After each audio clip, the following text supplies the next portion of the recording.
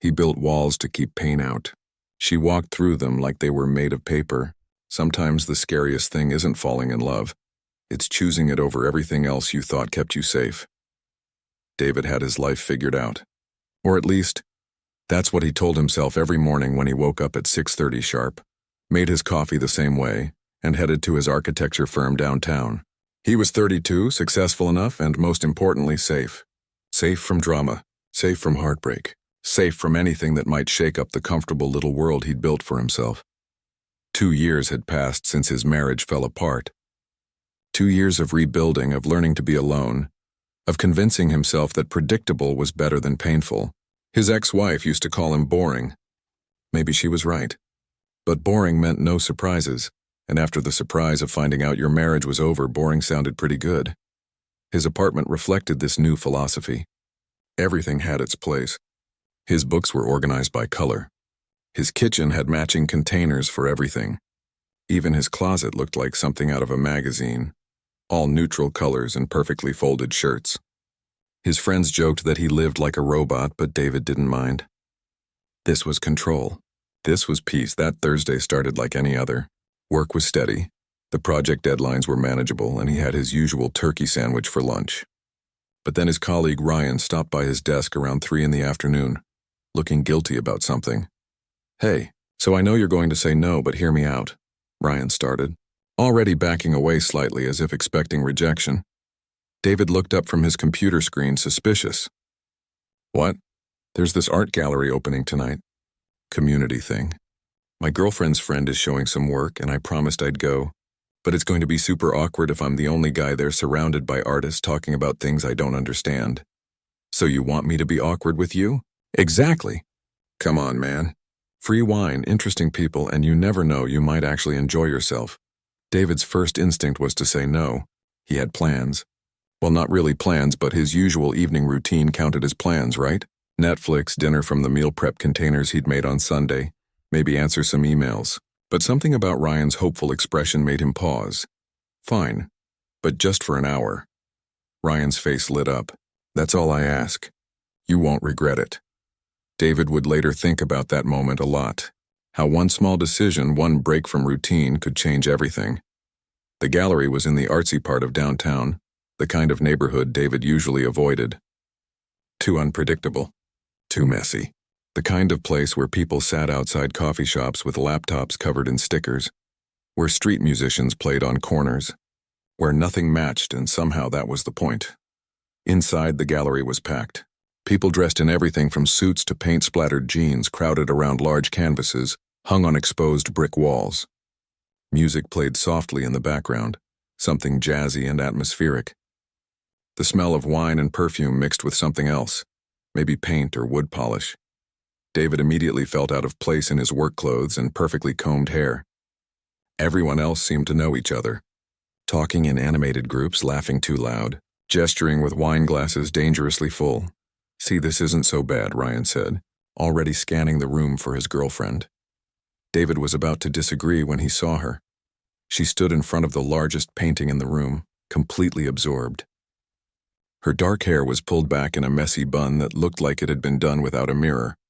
She wore paint-stained overalls over a bright yellow shirt, and her feet were in worn sneakers that had seen better days. She was talking to a tall man in a black turtleneck, probably the artist, and she was clearly arguing with him. "But that's exactly my point," she said, loud enough that David could hear from across the room.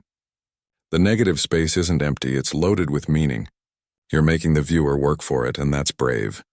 She gestured wildly with her hands as she spoke, and David watched in horror as her elbow knocked into someone's wine glass. Red wine splashed across the white floor. She didn't even notice. The person whose wine it was just laughed and waved it off. "That's so her," someone nearby said affectionately. David couldn't look away. She was chaos in human form. Everything he'd spent 2 years avoiding, and yet something about her energy, her complete lack of self-consciousness, fascinated him. Then she turned, and their eyes met across the crowded room. Her gaze locked onto his for just a moment, but it was enough. David felt something shift in his chest, like missing a step going downstairs. She smiled. Not a polite gallery smile, but something genuine and a little mischievous, like she could see right through his carefully pressed shirt. to something underneath he'd forgotten was there. Then she turned back to her conversation, and David realized he'd been holding his breath. "You okay, man?" Ryan appeared at his elbow with 2 glasses of wine. "You look like you've seen a ghost." "Who is she?"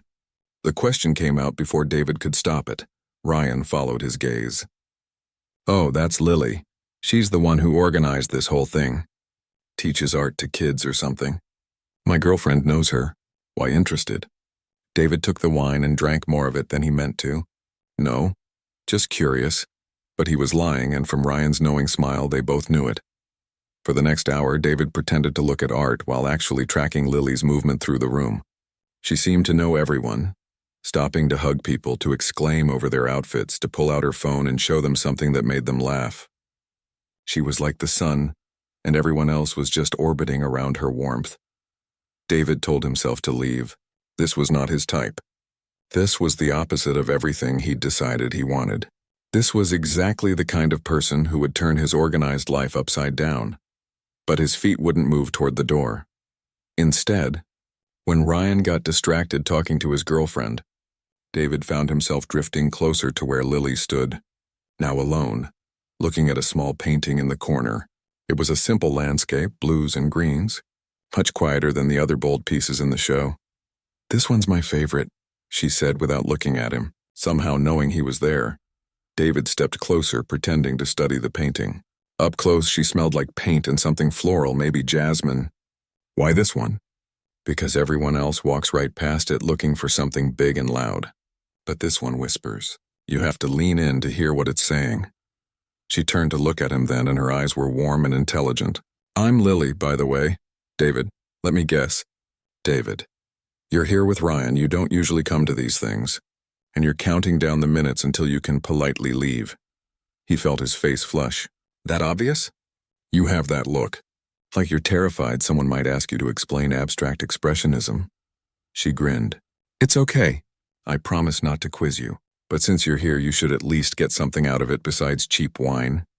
She grabbed his hand, her palm warm and slightly rough with dried paint, and pulled him toward another section of the gallery. David's brain screamed at him to pull away, to make an excuse, to run. But his hand stayed in hers, and he followed. For the first time in 2 years, David felt something other than careful and controlled. He felt alive, and it scared him more than anything had in a long time. But when Lily laughed at something he said, turning to look at him with those bright, knowing eyes, he realized something else. He didn't want to leave, not yet. Maybe not at all. The storm was coming, and some part of him, buried deep under all that routine and safety, wanted to let it. David did something he never did. He asked for her number. Actually, that's not quite true. He tried to ask for her number, stumbled over his words twice, and finally managed to say, "Could I maybe get your contact information?"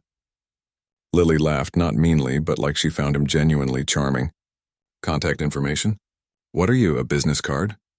She pulled a marker from her pocket, grabbed his hand, and wrote her number directly on his palm. "There. Now you can't lose it unless you wash your hands, and something tells me you're the type who washes his hands a lot." She was right. David stared at the numbers on his palm the whole drive home, resisting the urge to immediately copy them into his phone, because somehow having her handwriting on his skin felt important. He waited 2 days to call. That was the rule, right? Don't seem too eager. But those 2 days felt longer than they should have. He kept looking at his palm, where the numbers had faded but were still visible if he looked closely. When he finally called, she answered on the first ring. "Took you long enough?" she said. "No, hello, no, who is this? How did you know it was me?" "Because you seem like the type who would wait exactly 2 days. So David, who doesn't usually go to galleries, are you going to ask me to coffee or just breathe nervously into the phone?" Despite himself, he laughed. "Coffee? Tomorrow. But not some corporate chain. I know a place." The place turned out to be a tiny cafe David had never noticed, tucked between a laundromat and a used bookstore. Inside, mismatched furniture covered every inch of space, and the walls were covered in local art for sale. It smelled like fresh bread and cinnamon. Lily was already there, wearing paint-stained jeans and a sweater that looked like it belonged to someone twice her size. She had a sketchbook open in front of her, and she was drawing the barista.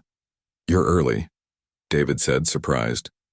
I'm always early to things I care about, she said simply, and late to things I don't.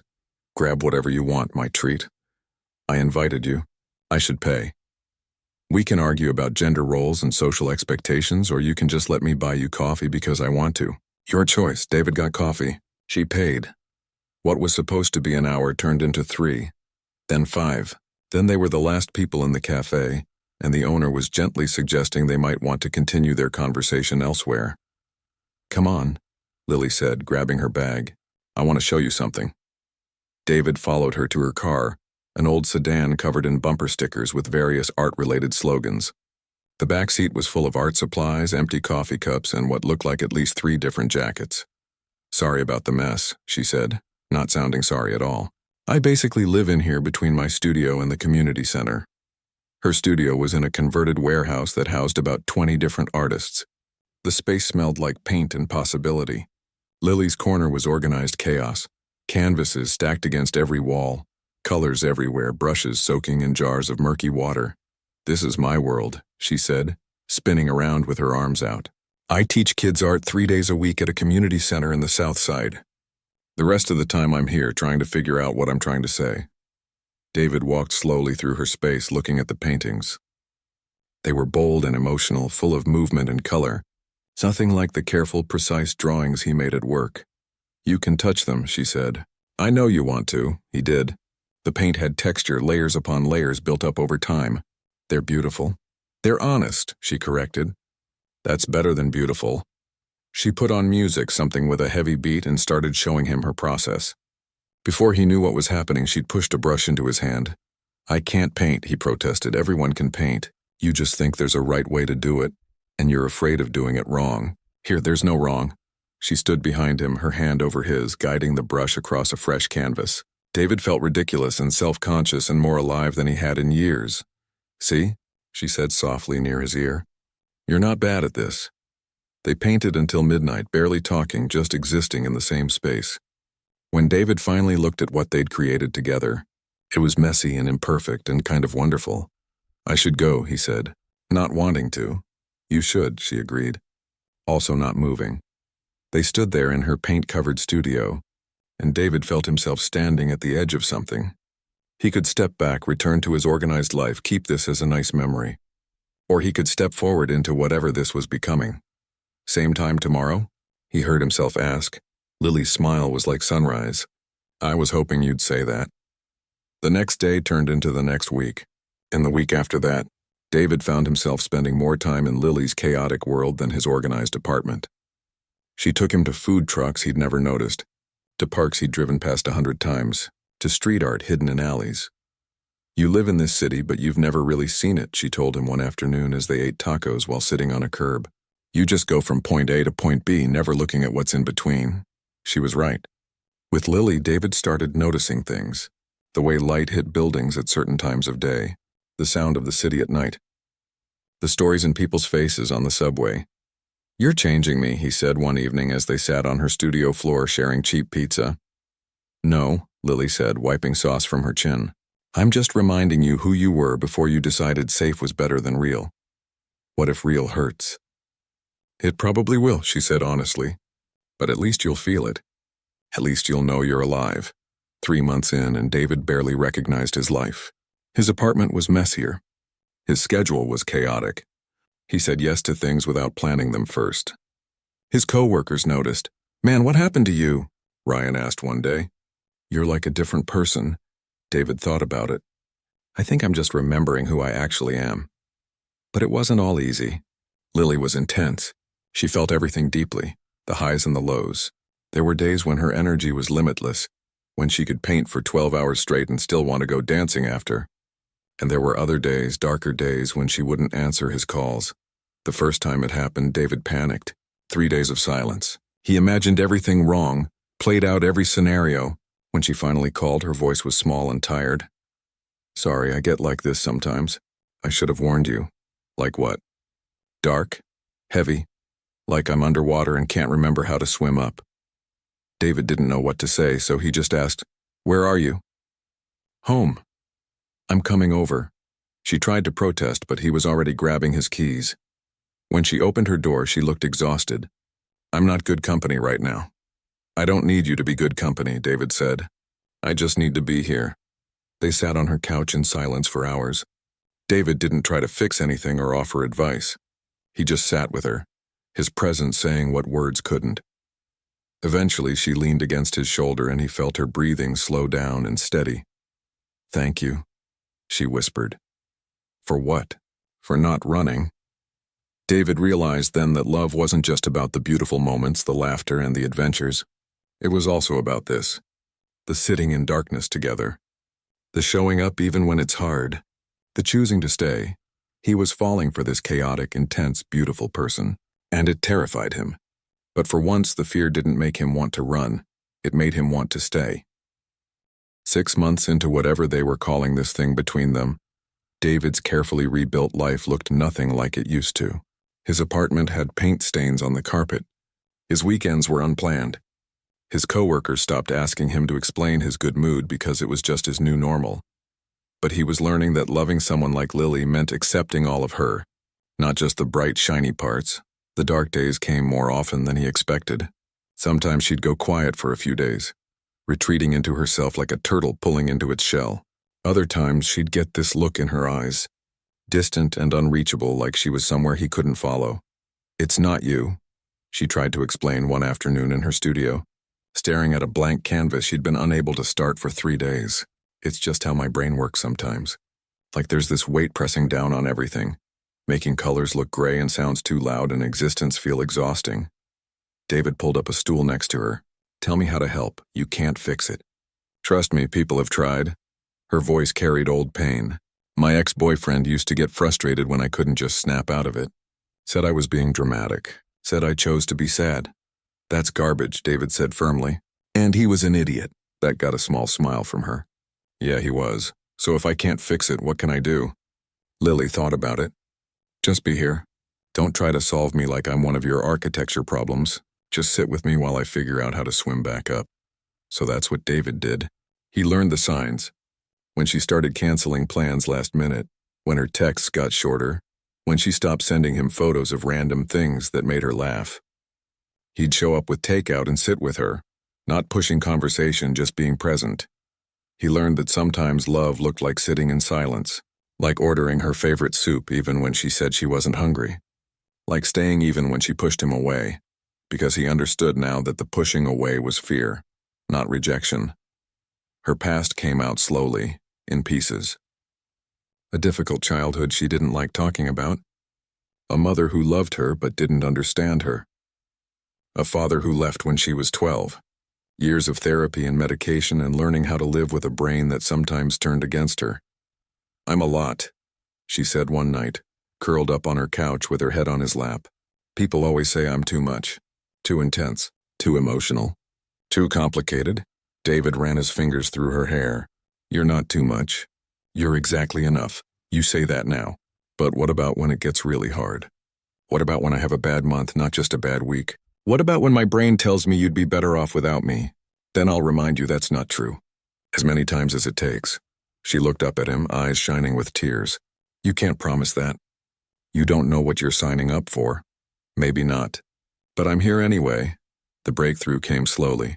David started joining her at the community center where she taught. He'd watch her with the kids, how patient she was, how she could reach the quiet ones who others gave up on, how she never made anyone feel bad for not being good at art, only encouraged them to be honest. That kid in the corner, she told him one afternoon, pointing to a shy girl who sat alone. She reminds me of me, scared to take up space, scared her feelings are too big for this world. What did you tell her? That the world needs people who feel deeply, that her sensitivity isn't weakness, it's her superpower. She just has to learn how to use it. David watched Lily work with the girl, gentle and encouraging, and he understood something. Lily wasn't broken. She was just human in a way that felt more real than most people allowed themselves to be. He started opening up too, about his divorce, about how his ex-wife had complained he was never present, always working, always planning for some future that never came. About how he'd built walls to protect himself and ended up imprisoning himself instead. That's why you live like you do, Lily said, understanding dawning. Everything organized and planned. You're trying to control everything so nothing can hurt you again. I know. It's ridiculous. It's human. But David, you can't control life. You can only choose how you show up for it. She was teaching him that slowly. How to be present. How to say yes to uncertainty. How to feel things fully, even when it was uncomfortable. They started painting together regularly. David was terrible at it, but that wasn't the point. The point was the act of creating something without knowing how it would turn out, of making mistakes and letting them become part of the piece instead of starting over. See this? Lily pointed to a spot where David had accidentally dripped paint. In your world, that's an error. In my world, that's character. That's proof a human made this, not a machine. One weekend on impulse, they drove to the coast. No planning, no hotel reservations, just got in the car and went. David's anxiety spiked several times about the lack of plan, but each time, Lily would squeeze his hand and remind him to breathe. They ended up sleeping in the car, waking up to watch the sunrise over the ocean. It was uncomfortable and imperfect and one of the best nights of David's life. I used to think spontaneous people were just irresponsible, he admitted, as they sat on the beach drinking gas station coffee. But maybe they just understand something I didn't, which is that life happens whether you plan for it or not. Might as well enjoy the ride. Lily leaned against him. Look at you, getting all philosophical. But the darkness always came back. That was the thing about loving someone with depression, David learned. It wasn't something you fixed once and moved on from. It was something you learned to navigate together over and over. The worst episode came in October. Lily had been doing well, working on a big commission piece, excited about everything. Then, like a switch flipping, she crashed. Hard. She stopped going to the community center, stopped painting, barely left her apartment. When David came over, she was still in the same clothes from 2 days ago. Go away, she said, not opening the door all the way. No. David, I'm serious. You don't want to see me like this. Yes, I do. All of you, including this. She finally let him in.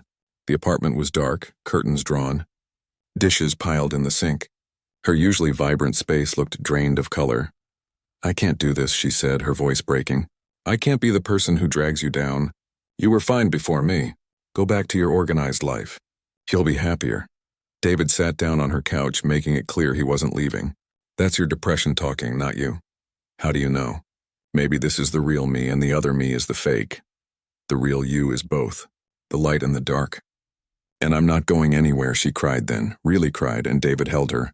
He didn't try to make it better or tell her it would be okay. He just held her while she fell apart, letting her know she didn't have to be strong alone. Over the next week, he showed up every day. Brought groceries, did her dishes, opened her curtains, didn't push her to talk or paint or be anything other than what she was in that moment. Slowly, like spring after a long winter, she started coming back. First small things, a shower, eating something, then bigger things, picking up a brush, answering texts from the kids at the center. Thank you, she said one morning, finding him asleep on her couch where he'd been keeping watch. For what? For staying. Most people can't handle this part. David pulled her down next to him. I'm not most people, and you're worth it. Every part of you. In that moment, David realized something. He'd spent 2 years after his divorce trying to avoid pain. But Lily taught him that the only way to avoid pain is to avoid feeling anything at all. And that wasn't living. That was just existing. Real love meant feeling everything. The joy and the pain. The light and the dark. And choosing it anyway. Summer arrived with the kind of heat that made the city shimmer. David and Lily had fallen into a rhythm. The kind that comes when two people stop trying to change each other and just learn to dance together instead. They'd been together almost a year. David kept a toothbrush at her place now. She had a drawer at his apartment. Small things that meant everything. Then the email came. David was at work when Lily called, her voice high and bright with excitement. Are you sitting down? I'm at my desk, so yes. What's going on? I got it. David, I got it. Got what? The residency. In Barcelona. 1 year, all expenses paid, studio space, stipend, everything. It's the opportunity I've been dreaming about since I was 16. Can you believe it? David's heart stopped, then started again, beating too fast. That's amazing. When would you leave? There was a pause. A long one. 3 months. It starts in September. The rest of the conversation was a blur. Lily talked about the program, the other artists who'd be there, the studio space overlooking the Mediterranean. David made appropriate sounds, said congratulations multiple times, told her how proud he was. When he hung up, he sat staring at his computer screen, not seeing anything. She was leaving. That night, Lily practically floated into his apartment, waving printed emails and program details. Look at this space. And the mentors, David. These are people whose work I've studied for years. This could change everything for my career. It's incredible, he said, and meant it. You deserve this. Come with me. The words hung in the air between them. What? Lily set down the papers and took his hands. Come with me. To Barcelona. For the year. You can work remotely, right? Lots of architecture firms do that now. We could get an apartment, explore the city, eat tapas, learn Spanish badly together. David felt panic rising in his chest, the old familiar friend he'd been avoiding for months. Lily, I can't just leave. I have a job, a lease, a life here. So did I. So do I. But David, when do opportunities like this come along? When do we get to just say yes to adventure? You're spontaneous. I'm not. You know this about me. I know you've been more spontaneous this year than probably your entire adult life. I know you've been happier. Her eyes searched his face. Don't go back to who you were before because you're scared. I'm not scared, I'm being practical. One of us has to be. It was the wrong thing to say, and he knew it the moment the words left his mouth. Lily dropped his hands. Right. Because I'm the flighty artist who doesn't think about real life, and you're the grown-up who makes responsible decisions. Why? That's not what I meant. Then what did you mean, David? He couldn't answer. Because the truth was he was terrified. Terrified of giving up the stability he'd spent years building. Terrified of moving to a foreign country where he didn't speak the language. Terrified of what it would mean to change his entire life for someone else. I need time to think, he said finally. Lily nodded slowly. Okay, think. But something had shifted between them, like a foundation with a crack in it. Over the next week, they barely talked. Lily threw herself into preparation for the residency. David threw himself into work. They texted, but the messages felt hollow, like they were both performing at being okay. Ryan cornered him in the break room. Okay, what's wrong? You look like someone kicked your dog. David told him everything. So let me get this straight, Ryan said. The woman you love got an amazing opportunity, asked you to come with her, and you said you needed to think about it? It's not that simple. It kind of is, though. Do you love her? Of course I do. Then what's the problem? The problem is I've already rebuilt my life once. After the divorce, I had to start over completely. And now she's asking me to do it again. Ryan leaned back against the counter. Or maybe she's asking you to actually start living instead of just existing in your comfortable little bubble. You sound like her. Maybe she's right. Look, man, I'm going to be honest with you. You've been happier this year than I've ever seen you. You laugh more. You take risks. You're actually present in conversations instead of always thinking 3 steps ahead. Are you really going to give that up because you're afraid? David wanted to argue, but couldn't. The breaking point came 2 weeks later. Lily invited him to dinner at her place. He showed up with flowers, hoping to smooth things over, to find some middle ground. She was in her kitchen making pasta, her hair tied back, wearing one of his old shirts. It was so domestic, so normal that his heart ached. We need to talk, she said without preamble. I know. She turned off the stove and faced him. I've been doing a lot of thinking. About us, about what I'm asking of you. And I realize it's not fair. Lily, let me finish. It's not fair of me to ask you to uproot your entire life for my dream. You've worked hard to build stability. And I know why that matters to you. I know what it cost you. David felt relief and disappointment wash over him in equal measure. So what are you saying? I'm saying I'm going to Barcelona. With or without you. Her voice cracked slightly.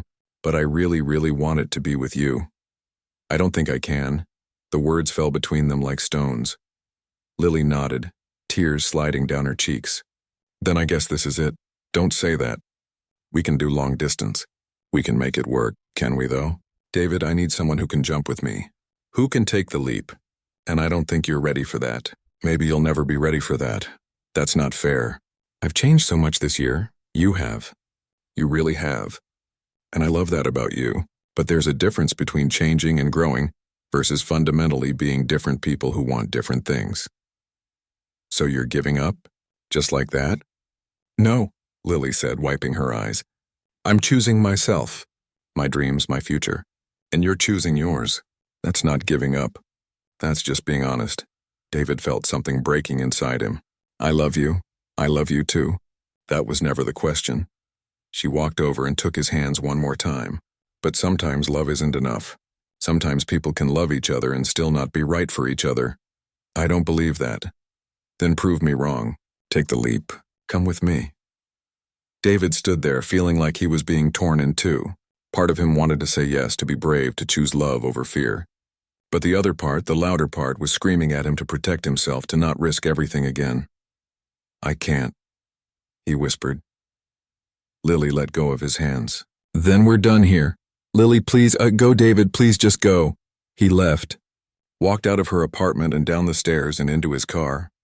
He sat there for a long time, hands gripping the steering wheel, wondering if he'd just made the biggest mistake of his life.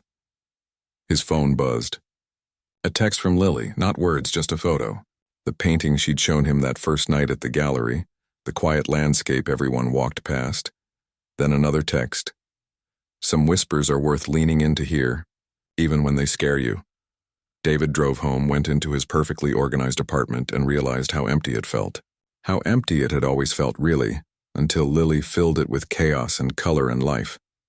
He spent the next week in a fog, worked, came home, stared at walls. His coworkers stopped asking if he was okay. Ryan tried one more time. It's not too late, you know. To change your mind. What if I'm making a mistake? What if you are? What if the bigger mistake is playing it safe and regretting it for the rest of your life? David thought about Lily, about her laugh, her paint-stained hands, the way she saw the world in colors he didn't know existed, the way she'd taught him to feel things again. He thought about his organized life, his safe choices, his careful plans, and he realized none of it mattered if he was living it alone. Sometimes the storm isn't something that happens to you. Sometimes you have to walk into it yourself. David pulled out his phone and started researching international remote work policies.